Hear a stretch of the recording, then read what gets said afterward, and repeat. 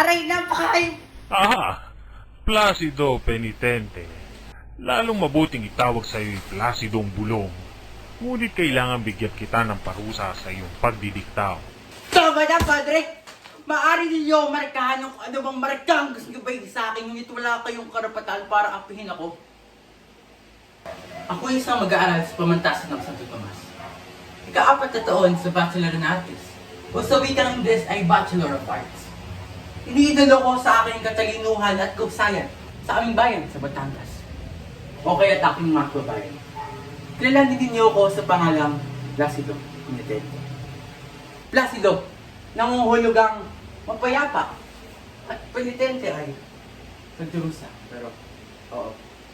Tama kayo. Tama ang buong bayan. Matalino ako at isa sa mga pinakamahusay na estudyante sa aming paaralan. Ngunit, nawalan na ako ng gana. Bakit?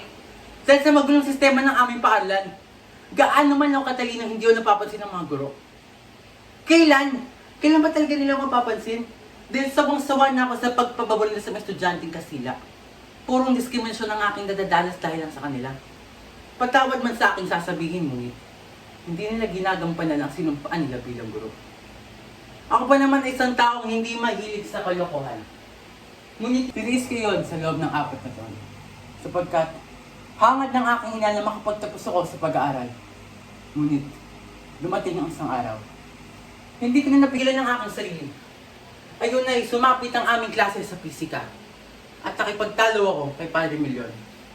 At sa aking pagkapuot, ako ay lumaya sa klase niyon. Tama na, Padre! Maari ninyo markahan kung ano bang markang gusto nyo ba sa akin, ngunit wala kayong karapatan para apihin ako.